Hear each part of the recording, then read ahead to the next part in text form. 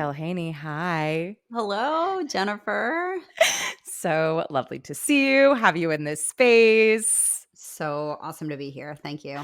Um, I know Kel's husband, Michael Grew. We've known each other for years. And it was like, I feel like this has kind of been fortuitous a little bit, where I feel like this hmm conversation has, I don't know, it feels like it's been floating. And so I'm just, it's exciting. So, I um, agree. for anybody who does not know you, who are you today? Sure. So I'm Kel Haney. I spent 20 years pounding the pavement as a theater director in New York City, Mhm. which led me to becoming an outbound fundraising expert. I'm a fundraising coach, consultant, and trainer. I'm all about taking the ick out of the ask, is what I Yes. like to say, which will most likely be the title or the subtitle of the book that I am slowly writing. And the Yes. whole idea is that I truly think that anyone can fundraise if it's something that they're passionate about, particularly artists. And I'm all about shifting the narrative of fundraising away from being icky transactional encounters and instead to be relationship building opportunities. Oh, I love it. Yeah, It's such an important conversation. It's one that's like this whole community is built off the ethos of. totally. And I am curious for you, just like the origin story of this transition hmm specifically.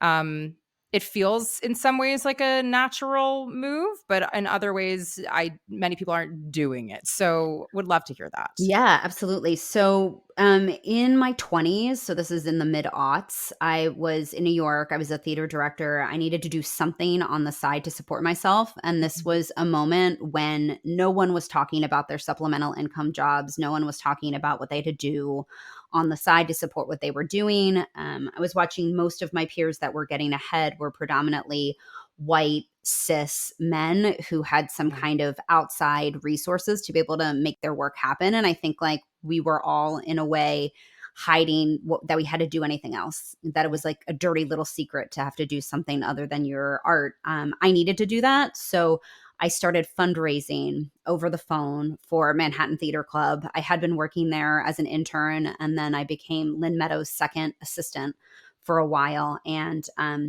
I just was talking about the thing I was most passionate about, which was theater, and which was particularly this particular theater. Jennifer, I thought I wanted to run Manhattan Theatre Club someday. And so I would talk about that on these fundraising Yeah. phone calls. I mean, Lynn Meadow knew it. Yeah. I really thought that's where I was headed someday. And so I was really successful really fast. And I raised well over $6 million in less Wow. than 8 years, all in donations, $2,000 and under. So this was Wow. lots and lots of phone calls. I have more than 20,000 fundraising asks under my belt, which is pretty Wow. wild, way more than my 10,000 hours. And so I didn't have a background in sales. I didn't have a background in fundraising. I just truly was doing the thing that I loved. And that's why this worked out so well. And I think it tapped into something about I just love to connect. I love to talk, love to be on podcasts. Go Yeah. figure. And it just worked really well. So suddenly, I was really being able to make a different kind of impact for this theater that I loved. And also, it was really changing my life. I was Yeah. able to live alone in Astoria, and I was able to buy a computer when I needed a new computer, or a new Yeah. pair of sneakers when I needed a new pair of sneakers. And it just really changed my life, and really fascinated. I ended up being the associate director on a few shows at Manhattan Theatre Club. So I was rehearsing during the day and then fundraising at night and inviting people to come see the work. Yeah. Yeah, yeah, yeah. How did you know you would be good at this? Or like how did you find yourself in this and feeling empowered to begin these crazy asks? I think it was just I didn't really think about them as crazy asks. I think that's why it worked so well, is that truly I loved the theater and I loved what we were doing, and it just seemed like it made sense to reach out to people. And I was just looking at what else could I do to supplement my income. I was like, well, let's just give it a try. So it was just like on a lark of let's just try it. And again, I was in my early 20s. And, I wasn't it wasn't an either or situation. It was just truly, I need to do something. Let's just see if this sticks. How did you know what to say or do? I think that's where I'm getting caught, right? Which is like, no one's teaching you, like, or maybe they did. Did you have a mentor that was like, "Hey, this is like the general way of asking of people, or this is the general way we do things with fundraising here in this particular institution." Like, how did you even know where to start? Yeah, I mean, we did. I mean, there was a manager of the room who trained us. I mean, I Mhm. think something to his credit is that we didn't have a script.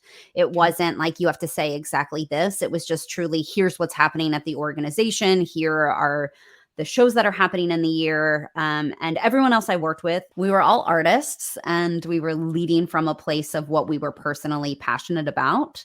So that's why I feel like it worked so well. And I was given the freedom to figure out what was my own methodology. And since then, I've done it. I mean, I Yeah, actually train clearly. people on my methodology, and some of that is truly reverse engineering, which is just figuring out what could I do intuitively that I can actually teach other people to do, even if that isn't intuitive for them. I'm curious, we're gonna jump backwards, obviously, but I'm curious now that we're here, like, what is that? Like, what is the thing that comes to you intuitively? Sure. I mean, it's definitely the gift of the gab, and it's Okay. definitely the leading from a place that's really vulnerable. And I also realize that, part of that is my privilege. I'm white, cis, hetero woman. And so that idea of being rewarded my whole life for being vulnerable and open, that is something that is more natural and has been rewarded for Mhm. me. But it definitely starts there. And I think just that idea of leading from a place of curiosity, which, Yeah. as artists, we all do, is really useful. Yeah. Ooh, this is so ripe. Okay. So, now that you have, I wouldn't even say like transitioned out of being an artist, you're not, you're still an artist. This is a craft that like anything else, 100%, I know so. And I would argue that that is probably why you're so successful at it, is because of you and your background as a director. You, as your background is like leading a space and organizing stuff and keeping on top of it and being creative and finding alternative ways of doing things and being scrappy. Like all of that, I would imagine 100% feeds into how you do all of this. I will own that, like, for me, this is definitely something that I know I personally struggle with, and arguably is a thing that holds me back from pursuing opportunities that are my own. Say I have, a short film, or I have, this community when it was something very different and wanting to like perhaps fundraise for that. I am not comfortable with it. It fills me with deep, deep, deep feelings of imposter syndrome and um remembering that, like, and just like questioning my own worth and like who would want to give to me when I can absolutely 100% see the flip side of like, if somebody asked me, especially somebody I care about, asked me to help them in any way, I want to and yearn to do so. So I totally see the opposite end of it, is like, why wouldn't I give somebody frankly the opportunity to help when and if they feel aligned with a project? By you not doing the ask, you're robbing somebody of that opportunity to perhaps show up. So like I totally see both sides, but I know for myself in owning that this is something that for me the ick is great. So, for people like myself, how do we even begin feeling cozy or contemplating feeling cozy with the idea of asking anybody anything? Such good questions. I would Right. say that you are actually already on that journey with your self-awareness, and I think that's Sure. something that most artists do have, is that self-awareness of, here's where I get hung up, and that really is the place to start. Yeah. To be quite frank with you, I don't know, Jennifer, if it's ever gonna feel quote unquote cozy to Okay. you. Like, I I don't think think so either. I don't think I'm that's built for that. okay. Totally. So I think instead of being like, this is not my favorite part, this is not the thing that I really love, but it is part of, functioning within a capitalistic society, that Mhm. we have to have these resources in order to make our work. So what you're already focusing on, this idea of, oh, I'm calling in my community. So I think that's really important to think about. So I think, Jennifer, you're already really in a good place. Like, you're really on your way to a strong mindset about what does it mean to call in your community. I mean, for you to say, that that if you don't ask, that doesn't happen. It's just very true. And I don't think you have to be as harsh on yourself as as saying you're robbing your community member of the Sure. opportunity. I I think think I'm that trying to that's be all. more dire because I'm like, if I don't feel it that extreme, then I won't do it ever. Like I I have think to you like, will. I think if you focus, I mean, I know, Simon Sinek's Start With Why, I think is just such a good text for anybody to figure out their why in storytelling. And that's really what you want to start with is, why are you so passionate about this project? And no one wants to start with that because it's vulnerable. Everybody wants to be from a place of, how do we protect ourselves in these moments? yeah, And frankly, the best way to be as successful as possible as a fundraiser is to make yourself vulnerable in whatever way feels comfortable. And like, obviously within your own place of safety and comfort that works for you, yeah, but to find that. I like to say a lot that, in yoga, for those folks, your audience that does yoga, it really is finding good stretch versus bad stretch. And mhm, that's good stretch for you, for us as the artist fundraisers. That's also for the person, the community member that we're calling in. And so it really is kind of that dance of, okay, I'm going to go out of my comfort zone. I'm going to shoot for the moon and see if you could do a donation of X amount. And to them say, how's that sound so far? What's your initial thought on that? So you really want to stay away from the binaries of, okay, I'm either going to succeed or I'm going to fail. They're going to mm, say yes or they're going to say no. Because no means a lot of things, and no can really be a gift and can be the opening of a new conversation. And no can mean lots of different things. No can mean I just had this unexpected expense because my dog decided to eat corn on the cob on the cob.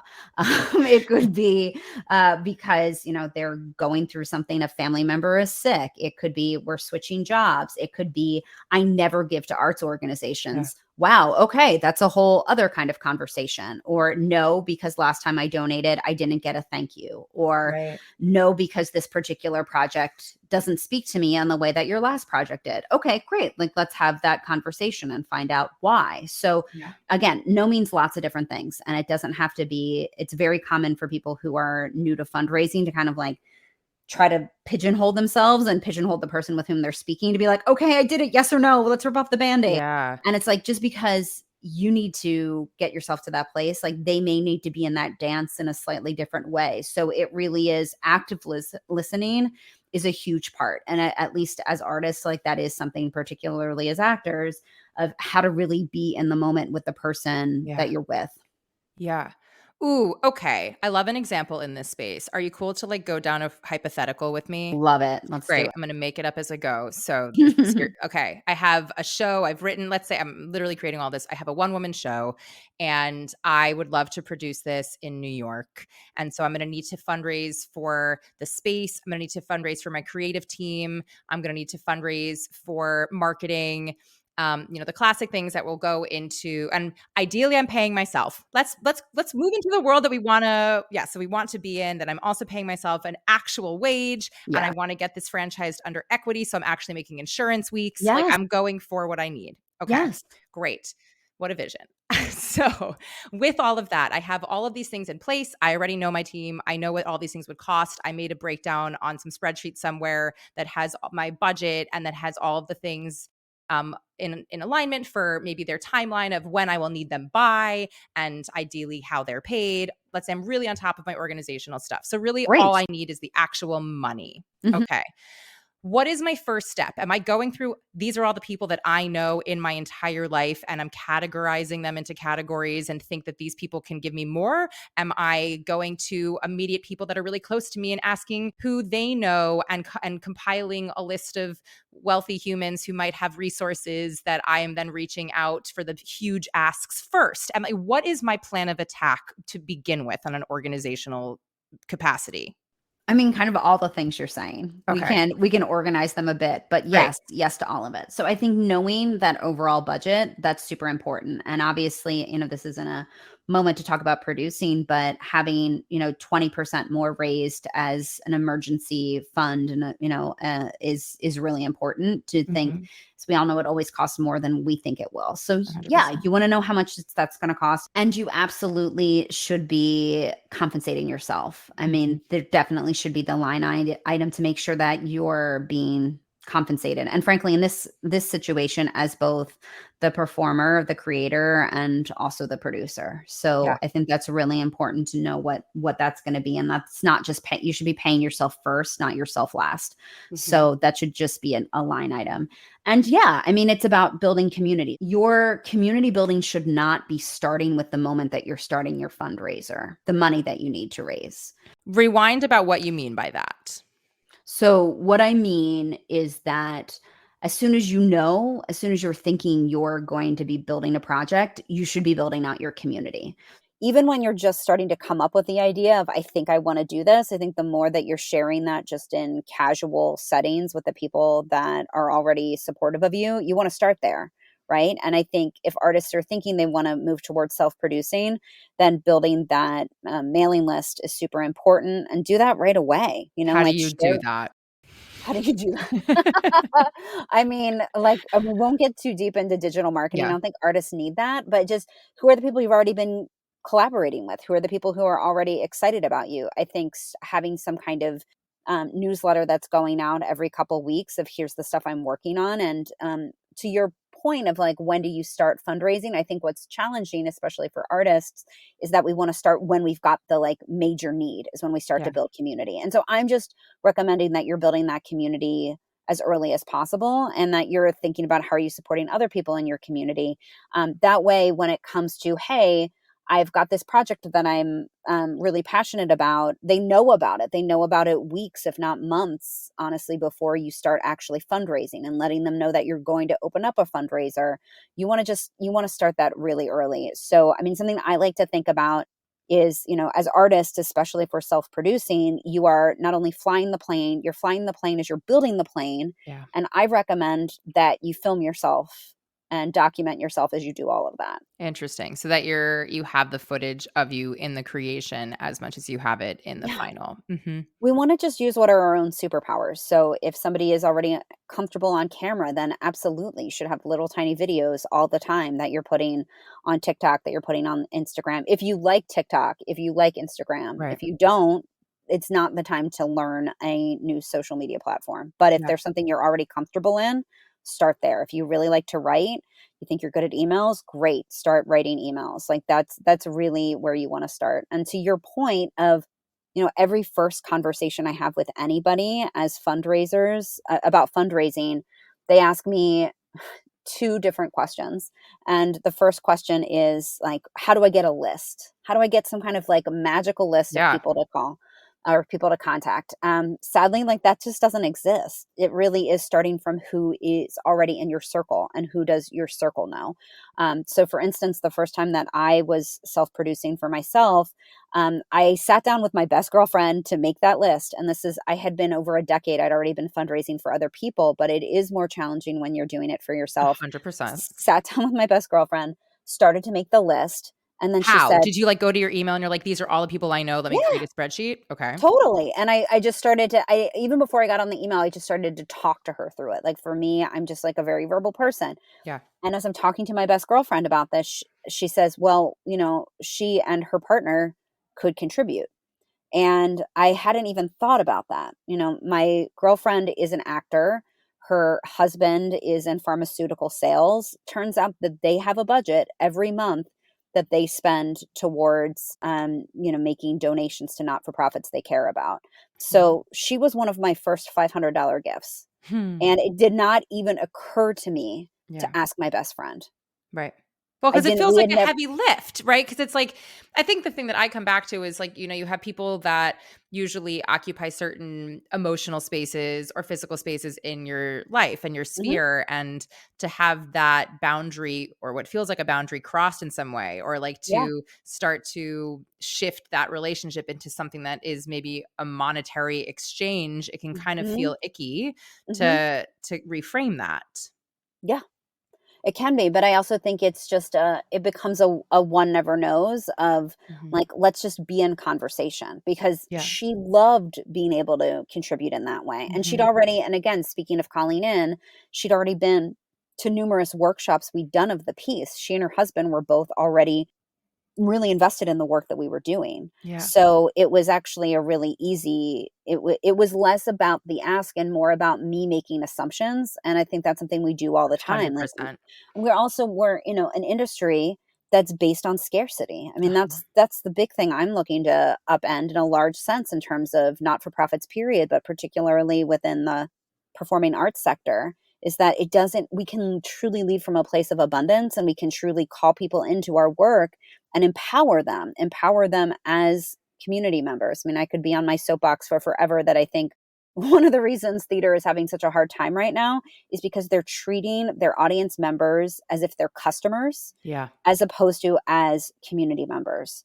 So 100%. it's like gotta be about calling people in. It's not about a $5 or a $10 price point is keeping people from the theater. It's not about whether or not how many matinees you have or whether you're starting at 7 or 8 o'clock. It's about empowering people to know that they're part of our community. And Mhm. something I'm noticing with our generation, with the millennials and even with Gen Z, is that we're all really connecting to the not for profits as part of our identity. That it's not, I don't even use the phrase charity. Like, I Yeah. hate that. That's so icky. It's like we're looking instead at not for profits, and that's part of our self identifying of what are the not for profits with whom we're aligning. Yeah. And so we really have to have deeper conversations. And it might be that somebody can't give in a monetary sense, but that they are saying, hey, like you said, there's somebody else in my circle that I think actually has some resources, and I'm willing to Mhm. connect you, or I'm willing to put something out on social media. I'm willing to promote you in that way, or I really am happy to be there and to be part of your box office staff when this is happening, or I can help you with your website. I mean, it just there's so many other in-kind ways that people can also help us along on our Yeah. journey. Okay. So this is all so helpful and so wonderful. And I love the Sure. idea of calling in. I love the idea of cultivating community from the get, of including people along for our journey. And then they can always click unsubscribe. Please not include me in Yes, this. Exactly. always. So let's say now I have my whole list. I've sat it down. I've looked at every single person I've ever met in my life and how I interact with them. And I've created this beautiful, glorious Rolodex of humans that I know and I Mhm. want to call into my community. Now is the asking part. Mhm. So So there's lots of different kinds of asks. I think you yes. really wanna this is where you said, like, you wanna get strategic, Okay. and you wanna look at, okay, what is the way that you feel most comfortable reaching out to each of these people? So Okay. it might be that you just start with a blanket, you put together an email cadence for your campaign, and that you just start a blanket campaign of, "Here's what I'm doing," or, "Here's," like, a little tiny video of where I'm headed. So you can start there. I think it's really important to think about the idea of matches. What do I you don't know mean? if you've Like, ever if dealt with somebody's like, matches? "I will donate 250, and if somebody else does this, I will donate that." Like, you'll match that's what you mean? Yeah. So, I Mhm. mean, something you can think about is God, it's like I don't know how technical to get on all of this right now. I I don't mean, want to go for scare it. people I with will it. no, no, no, I will ask to Um, clarify if we get techie, and I but have no I idea what would you're talking I about. would just say, it really is just like anything else, whether it is like diversifying your financial portfolio or Mhm. playing the intricate board games that my husband Michael and I like to play. Like, there's not one way to do it. You kind of have to be working on multiple different levels. So, everything feeds in. You're building a community on lots of levels. So, you do want to be looking at who are those people that could get you to your goal fastest. Mhm. So knowing what that is, let's say you're trying to raise $30,000, right? So if you've got some people on your list that you think you can do a shoot for the moon, 5 or $10,000 ask, like, by all means start there. You may or may not have those people. If you don't, that's okay. But start with those people, because then, to my point about matches, those people who are doing the $5 to $10,000 gift, you can ask them, would you be willing to make this actually a challenge grant, that you give us that money if and when we raise $5 to $10,000 from the rest of our pool. So Mhm. I love that because it connects that person who is able to donate $5, $10,000 to the folks who are, donating $25 Would you to your be campaign. framing that ask from the get of like, "Hey, I'm coming to you because I mean, obviously, this would be said in a more tactful way Yeah. Yeah. of, like, "Hey, I know you have these resources. I'm coming to you because I admire your work that you do, and I think that this is something that would be in alignment with your value Mhm, system for X, Y, and Z reasons. mhm. I'm aiming to raise $30,000. I would love for you to consider donating 5 to 10,000 of these dollars.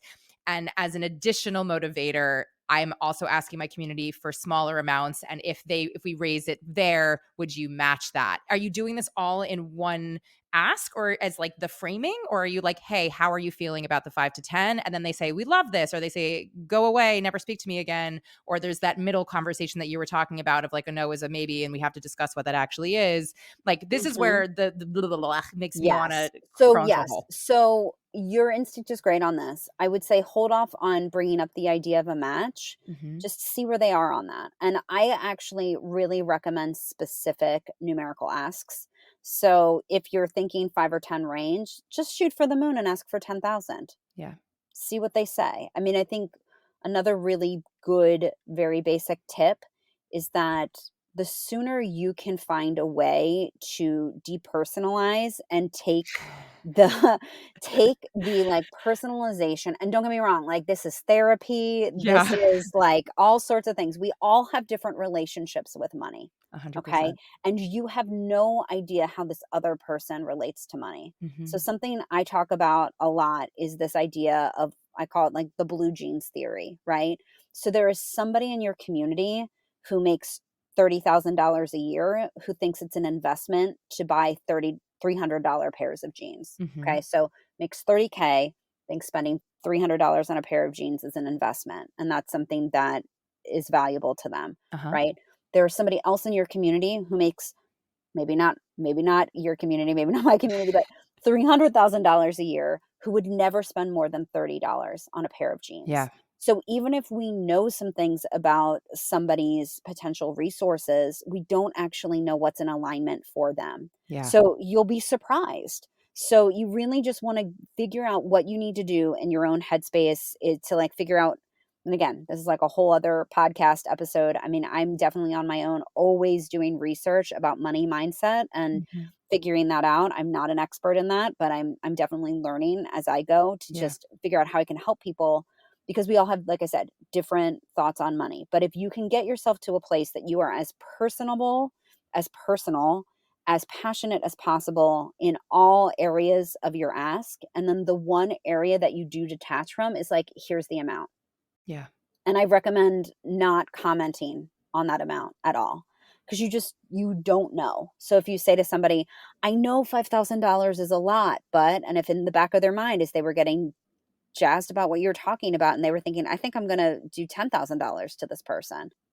So if you just say, I was thinking 5,000, Mhm. what's your initial thought on that? So you're just opening that up. And so then they could meet you at the 5,000. If they say yes immediately, and I mean, like, wow, that was really fast. Any chance you do 10,000? I mean, you can open up that Oof. conversation. Ooh. You could. I No, mean, maybe exactly. not. I mean, it depends on the relationship and it Yeah. depends on how it feels in that moment. So, I Yeah. mean, that was me being a little gutsy. No, but I think that is what is required for this, right? And it's not gutsy in a way that's disrespectful. I think it's recognizing the relationship and Yeah. how you're doing the ask. I also love the question after, here's the ask, how does this feel? Or what is your Yes. initial thoughts? Like, what are your Yes. initial thoughts on it? Because then Yes. you're allowing a person to respond and be like, oh yeah, I hear this. I actually can give this to you in installments, or Yes. I can't, but I have two other friends of mine who all together will come in for it. What you're doing is you're leading with curiosity. Hmm. So that way it's not like, okay, I did my, what happens all the time. I think I already said this, but what happens all the time is that somebody just like, okay, I got to get through this. Let me just rip off this band-aid. Is it yes Yeah. or no? And it's like, that's not actually bringing the community member along in the Yeah. conversation. Like, what you really want to be doing is you really want to be leading from a place of, what do you think?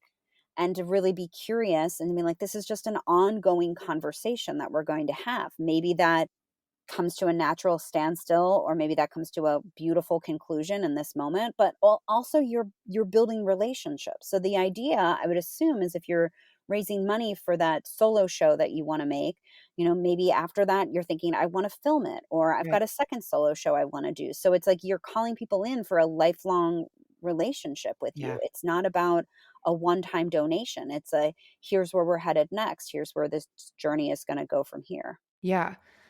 Okay, I love this. So you've started your asks. You're saying recognize the relationship and go from there with how you are doing it. So whether that's Mhm. like these larger asks for these $10,000 large things, navigating those on an individual basis, whether it's a phone call, whether it's an email, an in-person Yeah. conversation, whatever feels best for you. For these larger spaces of like maybe like your closer friends that you don't necessarily think have the financial resources to get you to these larger goals, are Mhm. you are you a fan of the Indiegogos and the Kickstarters of the world? Are you a fan of making it still more of a personal ask? Like, what are those more smaller donation um like pathways?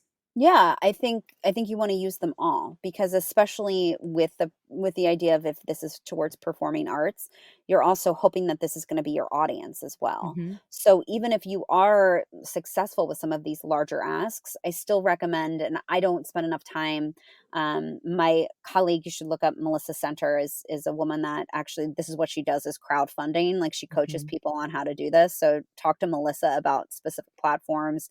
I don't know all of that, but what I would say is that, yeah, you want to do that because it's just calling in community. Back to the point about how to talk and the phrases to use and not Yeah, use. I think you also want to be really specific that you don't say, can you just do $10? Because you don't know what $10 means to somebody. Somebody right. may have truly been, like, thinking through their month and thinking about how they were going to rebudget their month so they could donate $10 to you. Yeah. So in the same way, you don't wanna say, "I know $5,000 is a lot," but you also don't wanna say, "Can you just do $10?" Yeah. You just wanna The qualification language can be really you can complicated. yes, Mhm. totally, and that comes out because we're scared. It comes Yeah. out because we're vulnerable, and those are the moments that that qualification language comes out, So so when you are reframing from away from the qualification mhm, language, are there certain phrases that you find to be really useful instead? yeah. I mean, my favorite, and if you ever hear this, I mean, I love "shoot for the moon." "I'm Mhm. just gonna shoot for the moon and see if you could do 500." One never knows. It's like I wanna keep it always really light. I mean, Yeah. sometimes people laugh or like, "Oh my gosh, I can't believe you could think I could do that." One never knows. I mean, I've personally Yeah. watched over the phone in small donations over $15 million come in for not-for-profit organizations, so When it's you've shot for the possible. moon. Yeah, Yeah, exactly. and No, I but I and you think you're naming the elephant in the room. I think for me, that is a level of tapping into the vulnerability part of it too, which is like, I know it's crazy. You probably know it's crazy, but someone has to ask it. Let us both be in the know that this is what's happening. And now yeah. you get to engage with my ask in the way that you need to for yourself. Exactly, exactly. Yeah. That's a huge part of it. Um, yeah, it really is super important in that way.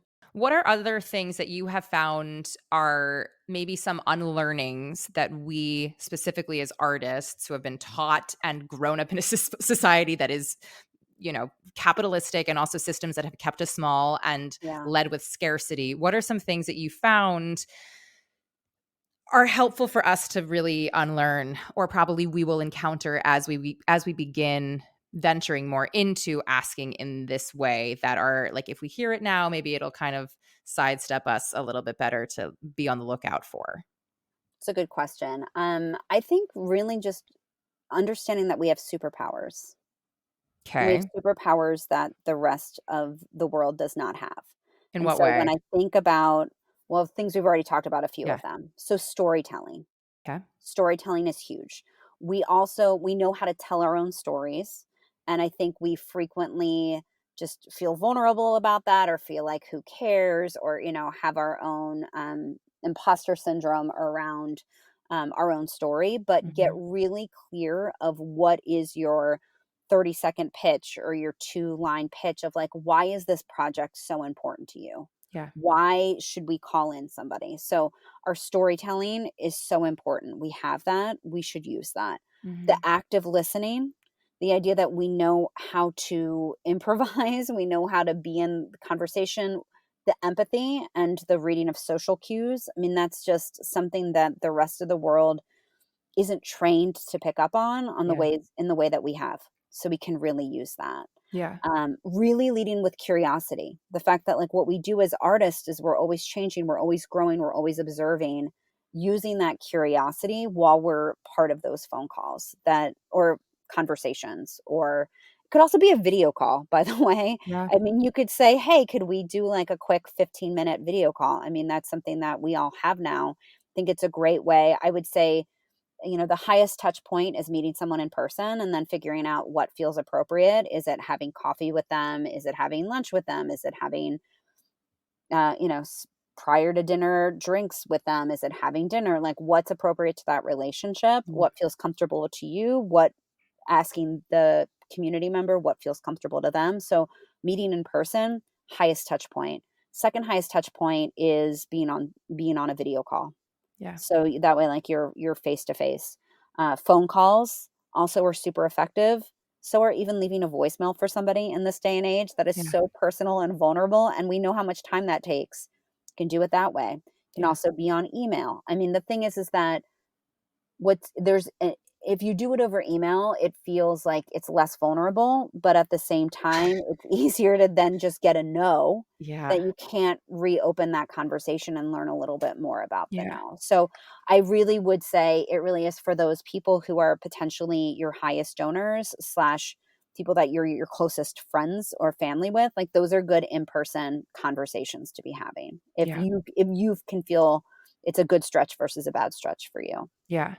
I That's think it's where also I'd probably, start. like, the taking care of yourself post these asks, I'm just clocking myself as I Oh, think about what you're presenting and being like the grind of putting yourself out there in a way that might feel, and again, I'm projecting this onto people listening to this conversation, you may feel really wonderful at this, and good on you, I'm really jealous. probably Um not, it's really hard.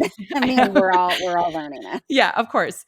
But, it's an ask, it's a lift, it's an Mhm. emotional, push in some way, and so I guess also just building in, I would imagine, one's version of self-care Yeah, for that so that, it doesn't feel like it continues to weigh on you. yeah, You're presenting it in a way that, like, you're quite good at it and you've learned this skill, and I imagine you have perhaps more yeses or versions of yeses that have migrated from, maybe no's that weren't full no's into the yeses, mhm. like, you're good at the pivot in that. But, it's another form of rejection in some Totally. kind of I way. mean, let me just say, I mean, when I first started to do this, and again, maybe for a different podcast, there was a lot about the way that I first did this that was very boiler room, Yeah. Ross, coffee is for closers, a lot of like emotional and verbal abuse, Oof. frankly. Like when I learned how to do this, I would go cry in the bathroom Yeah. sometimes. Like, and it doesn't have to be that way. So yes to like the post self-care, but I would even say the pre self-care. So if Mm. these are phone calls, for instance, I recommend, finding like just setting the time in your day when you're going to do that. And like maybe being in a different part of your space than you usually are. Maybe in like making yourself a nice cup of tea, doing some stretches or whatever gets you in your body before you do it. Like to Mhm. acknowledge that this is challenging. The other thing you can do, and I love using all of like the actor phrases in Yes. this coaching, but you should always be acknowledging given circumstances. Okay. Tell me more. So what I would say is that if you are with somebody and, it's like you okay, let's think of one. I mean, I kind of want to use my given circumstances now Great. that I am like actually in my car. Yeah. So, we didn't like actually talk about this on the pod, but basically my internet was bad in my little house in Maine. So I'm outside of our library that does have broadband. Yes. My husband did co-wrote the grant for, I think, I don't know, a whole lot of money for us to get broadband on our island. So it's happening, but that's a side story. Yes. But okay, Thanks, so Michael.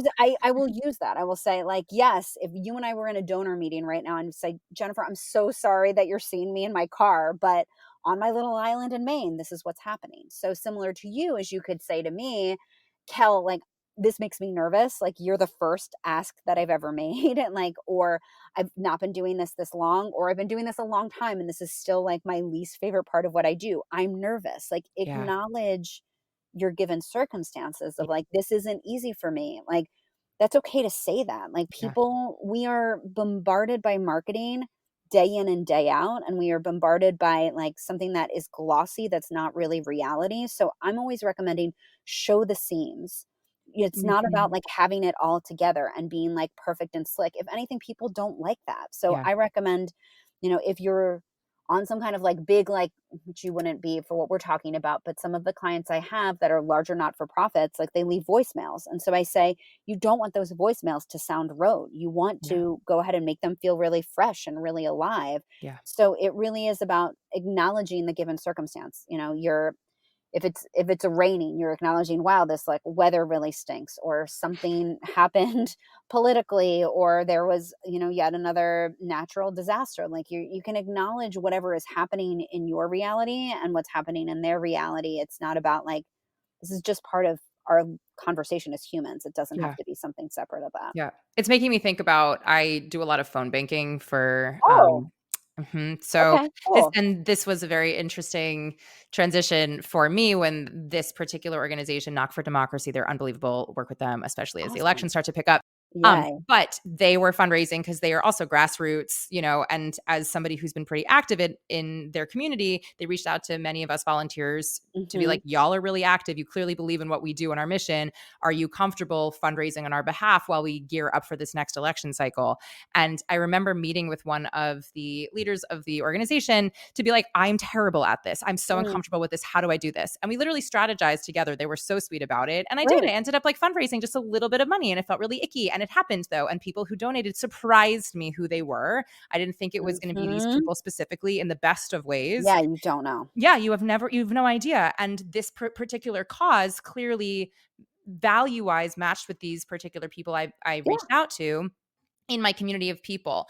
But even on these phone calls for the phone banking that we do, or when we went and canvassed in person during the Hmm. election, um, when you are going to people's doors or when you are interrupting their dinner time, you know, Yeah. the amount of calls that I have received, like cold calls of like, I am calling on behalf of this too. It's like, I've been like, get off my phone. Goodbye. I hate you. And now I Hmm. know that I am that person in theory. And it shocks me every single time when I have a person who is a potential voter who is on the line and willing to talk to me about why this is important. And their whole Yeah. philosophy at Knock for Democracy, now this is becoming a plug for them, but here we are. They're great. They should Great, be I known. love it, let's do it. Um, is yeah, talk from your personal experience. Like Yes. they have a script if you Well, are somebody who needs that it. goes back, Jennifer, to the why, right? Exactly. It's like if you meet that human to human, right? Like Yes. what we respond to is it's like we're not robocalls, we're Uh-huh. not scammers, we are individuals that are passionate about a particular Yeah, organization. So if exactly. you start that conversation from that place, 100%. that will always work, right? Always. It always has. It's always like, "Hey, how are you? I know you've been bombarded by." Given circumstances. Exactly. "I know you are being bombarded by ads, so I do not wanna take up a lot of your time, but are you Uh-huh. registered to vote for this election? Or do you Yeah. know that voting is already open early voting is already open? Do you have a plan to go vote?" Or like, Great, and you can and ask numerous questions at once, and that's just exactly. opening that up. You have s believe it or not, you have such a good sense for this. When I train people about how to do this over the phone, I always say that the first 15 seconds are crucial, Yeah. and that it's Oh, yeah, you'll different from hang up when the you're. phone. 100 how many times have we all hung up the phone when somebody calls Yeah, and you're like, but if "I don't you've know got you." somebody who hops right in and says like, "Hi, my name's Jennifer. I'm actually calling from X cause, touching base because you have Y relationship with this organization already, Mhm. and we'd love to get you more involved. But first and foremost, like, want to know, like, are you registered? Like you said, are you Yeah. registered to vote? Do you know about this new thing that's happening?" Like, you're truly calling them in. Yeah. So that's what I say is the first point. Is just being really upfront and front-footed is what I like to say. Yeah. Front-footed about who you are, why you're calling, what you're asking about them, and then ending that 15 seconds with an open-ended question or a few questions. Just be Yeah. like, "I'd love to have this conversation if this is a good time. What do you Yeah. think?" Because Exactly. otherwise it's the stinted going back and forth of like, "Hello, am I speaking with Jennifer?" No, you don't need to answer that question. Yes, you are. "Hi, Jennifer. This is Kel Haney. I'm Yeah. calling you from X organization. How are you today?" Yeah, and you're like, Like, "I don't what is have all this time." formality? Okay, I don't yeah, have this, as yeah, opposed to like, you just gotta dive right in, yeah, especially if you're yeah. doing it over the phone. And I like love this. that's the way to, and people are afraid of that. They're afraid, "Oh, I'm being too pushy." And it's like, no, you're being transparent and you're being front footed and you're Yeah, just getting right to like why it is you're calling. And again, yeah, I don't feel like we can call in our community, we can educate them about the not-for-profits that are important to us, the projects that are important to us, and we can call them in to potentially get involved with a donation. We can do all of that simultaneously. yeah, But it needs to be both. It needs to be like, I'm not here to just treat you like an ATM, but I Mhm. am going to say like, "Hey, this is part of what we're doing." So Yeah. that can all be part of it. Yeah. What are some other, traps that you have found people may find themselves in, or, like, other icks that are not great? Sure. I think part of it is something you've been talking about is like, "Oh, I have felt like when people have called me, this is how I've responded. I've hated that." We're all only a focus group of one. So how we respond to somebody calling us, we're not calling ourselves. Guess what? Yeah. We're calling someone else. And guess what? You are not the person who made that bad impression on you. That Yeah. was somebody else. So a focus group of one is a good thing to keep in mind. Just because you had X many bad experiences with someone who was asking. Like I always, when I'm starting my training, I say, can we think of examples of moments when we have felt icked out by an ask, whether that was by a not for profit or in a sales way, or when has that worked out well? Like what is it that has felt good when we've had an Mm. interaction that has felt good? And so break down what about that felt good. Mhm. So because you always, those things are things that come up in our training anyway. And it's really about like treating that person as an individual and really hearing them and their specific needs. I mean, that's when we, are all the most receptive Yeah. to other things. So I think that's the thing is like worried about that focus group of one is a big deal. That's a big one I think that we haven't chatted Yeah. about yet. What have you found as you are now in this new position of Hmm. helping organizations get better at this and, Yeah.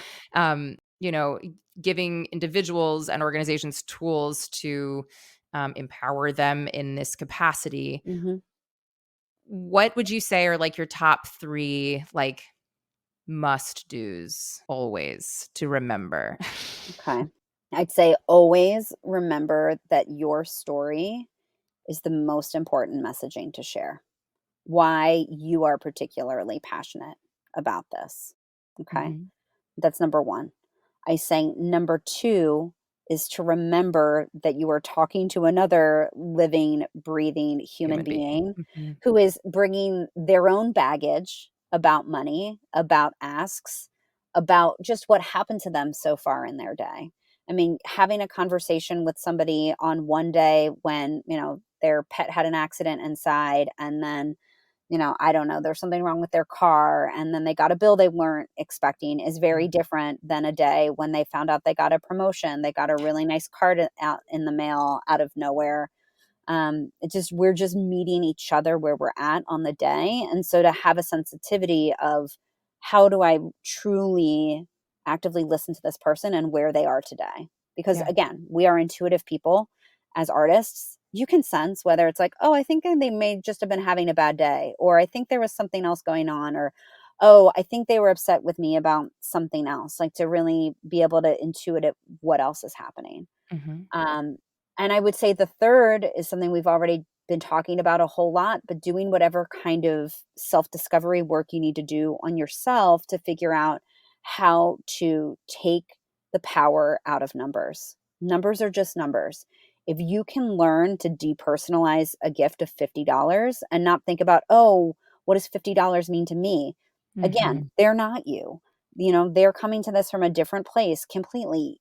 Take yourself out of the equation. I hear a lot, oh, well, I could never ask for $5,000 because I can't give Right. $5,000. They're not you. We're all in different given circumstances. Like we just need to take that out of the equation, the personalization.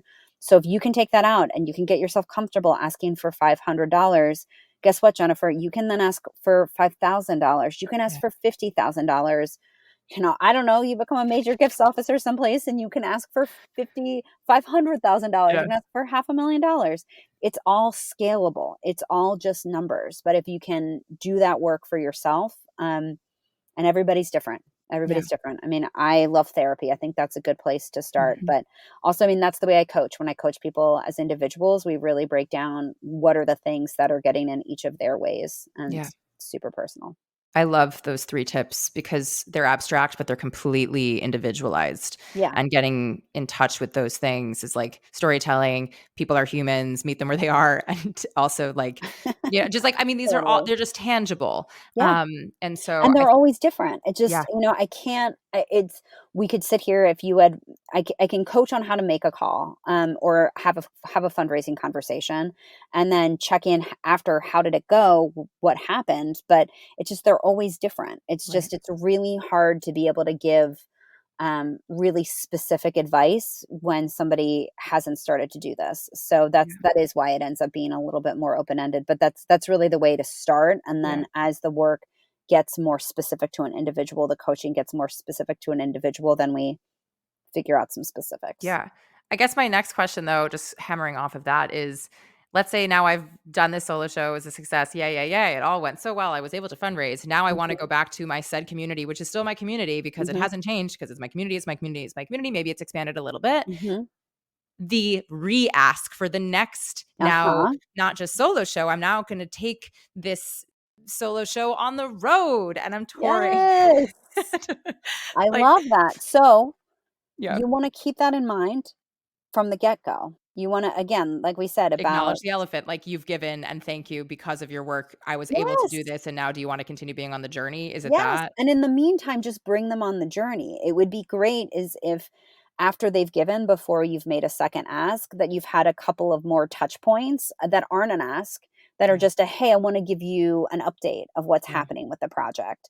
Wanted to send you, people love any kind of little behind the scenes video or an interview, or, "Hey, we got this great review," or, "We got this great feature." Like, just continuing to bring your community along on every step of the journey, not yeah, just when you quote unquote need something from yeah, them. That'll make it yeah, easier. But yeah, you get it. I would totally always acknowledge, "You've been so great. Like, thank you so much for that donation. Here's what we're doing next. Could you get more involved?" I mean, the yeah, old adage is that givers give. And yeah, whenever I go into a not for profit, I'm always asking about what is the status with their current donors and their recently lapsed donors, because strengthening those relationships is truly the most important to continue to build the individual givings program. yeah, Yes, we'll also bring on new acquisition as we go, new donors, quote unquote. We'll bring them along, and they're also very important, but let's make sure we're doing everything we can to cultivate the relationships we already have. yeah. I think, again, we've been taught, scarcity, especially around money and resources, and it's just there is so much money. There is There's so much so money. I much know. money, I and that's know. the thing that, I constantly try to remind myself of, like, there is so much money, and I might not have all of it in my own personal pocket, and maybe my Yes. friends don't either. But like, the Yes. money exists. There is no scarcity of it. It just might not be right within our own direct reach, or maybe it is in weird rock moments we have to flip over, but it Yes. exists. So Yeah. why not try to get it, I And guess. just, like, ways that are discovery, like, Yeah, ways that are going to surprise you. Again, like my friend that I wasn't we had never had that conversation, and I wasn't thinking about, what she and her yeah, husband are doing, and, what his job is. I just hadn't even been thinking about it. yeah, You don't know. yeah. And yeah, you just don't know people's priorities. I have one last question before Yeah, we sure. fully wind down our time. What are your thoughts on fundraising events? And are there any little tips and trades that you think about that versus an Yes. ask for a specific project? It's like, I'm hosting a concert that happens to be a fundraiser. Yes. So I think that people tend to gravitate towards a quote unquote fundraising event more easily than they gravitate towards the one on one ask. But you can guess why, because it's less vulnerable, Yeah, it's less scary. I will say you just want to be really careful about, is it actually going to be a strong enough return on your investment right. to have a fundraising event. What I recommend for most organizations, I mean, obviously, I work with MCC Theatre, and Miscast is huge and amazing and raises all this money, and that's a whole other circumstance. Mhm. But for startups and smaller organizations and smaller projects, I say throw the party and throw it as a cultivation event. So it's not Meaning, about, meaning that it's not about making $15 at the door and saying, "Oh, I hope we get," or $50 at the door, or this costs $75 a person, but we know that, we're only going to net half of that. Like, forget mhm, all of that. Do what you can to have the most casual, informal, details that are important to you event, and just invite people to invite them to learn about your event, and then do the follow-up with these one-on-one asks or putting them on your mailing list. Like, so by cultivation event, I mean, it's not a moment that you're looking to raise the money at the event. You're looking to build relationships and then follow up with those relationships after the event. So is that like hosting a mingle kind of thing and being Yeah. like, "Hey, we're all here to meet each other," under the guise that at some point down the line, basically, I'm gonna be promoting or asking or whatever for this opportunity that I'm doing, but it's just really more we all wanna be in space together, and then down the line, they're not thrown by the ask? I would somehow gear it toward your event. So I would say like, "Hey, like I'm throwing, again, I don't know that you really need it. It might be that you're like, "Hey, I'm going to have a little dinner party and I'm going to like share a song, as part of Mhm. this." And you could say, "Hey, I'm going to invite I'm asking these people that I really love and that I care about who care about me, and I'm asking each of them to bring somebody with them who they think might also be in alignment with the work, who may also have the financial resources to support." So that way you're like, yeah, it's a way to introduce you to Jennifer and Jennifer's work. And yes, like it'd be great if, she's also going to talk a little bit about the project that she's developing. And so, yeah, it's under the guise of like, this is to introduce them to you as Mhm. a person and as an artist and as your project, but that it's not that it's contingent on, oh my gosh, we've got to get this many people in at $50 a head. Yeah. Ooh, helpful. Helpful, helpful Yeah, reframe. and if you need to ask for money as part of it to cover the event, then like do it to cover the event. But Mm. I really think that it's just the returns are diminishing when really one or two relationships could, raise one or two phone calls, one or two coffees could raise the amount of money that you are sweating over to put together this event, and Yeah. like ask your friends to all spend $25 to be at your event. Like that's Yeah. not Yeah. actually cost effective or I energy l effective. I love that. Um, Yeah. is there anything that is currently on your heart, your mind, your spirit that we did not talk about or I did not ask that you would love to share? Yeah, I think I just want to say, to your audience, I mean, I never saw this path coming for me. I really did think that I was doing my favorite thing. All I ever wanted to do was quote unquote do the play. And I would get my brother and all of my neighbors to be like all the Von Trapp children on the hill outside of our yard. And every day as I was living in New York City, when I would ride the subway every day, I would think to myself, oh my gosh, I'm doing the thing that I love. And Mhm. I felt such gratitude for that. The pandemic really shifted things for me, and I realized, oh, wow, I really love getting to be home and having dinner with my husband every night. Yeah. We would do that once a week. I love that I could take walks and be out in nature in a way that I didn't have the time or energy to do. So, I'm not saying that necessarily anyone else is going to have a career change in the way that I did, but I do have this second act that I never anticipated. And I Yeah. would have always thought this was like the worst thing in the world if I was not a theater director anymore. And like for me, it's become the best thing. And I think No, it's I love because, that.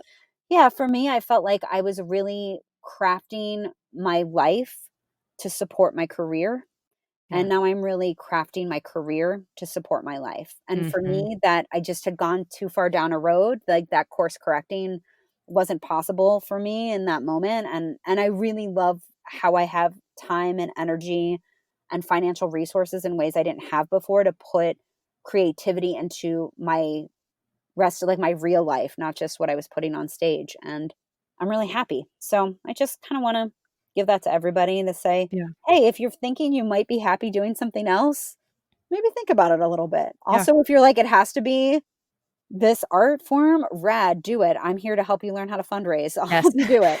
But 100%. yeah, that like journeys are shifting Yeah. always, and that's okay. I love that. For anybody who wants to work with you, to have you coach them or their organization, Mhm. to learn more about what it is that you do, to reach out for any follow-up questions or clarifications, like what are within your own boundaries, is the best way for people to reach you and Yeah, find you. absolutely. So I've got my website is kelhaney.com.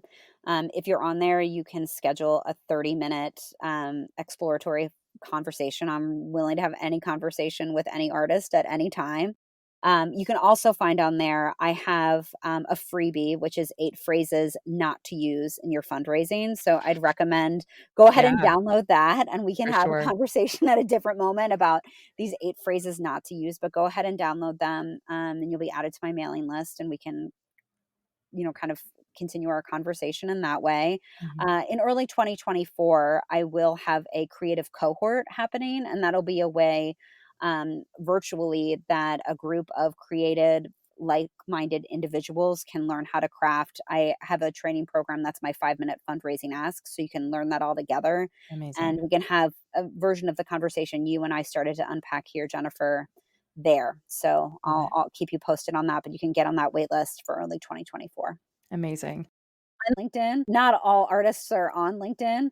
I love LinkedIn. It's actually become a place for me to have self-actualization and write Mm. a bunch of things. So if you happen to be on LinkedIn, like, find me there and we'll continue the conversation there as well. I love it. Thank you so much for your time, for unpacking this in a way that feels so tangible and approachable. And, um, I really just love your approach because you are an artist, like, because this is your roots, and you Totally. come at it from a place of empathy and storytelling. And, I think that is ultimately where all of us thrive. And as you said, our superpowers. So, thank Yeah, you for demystifying a lot of these things in this space. And I'm my really pleasure. excited Thank you for what for comes. and thank you for Yes. your vulnerability and Thanks. really appreciate this.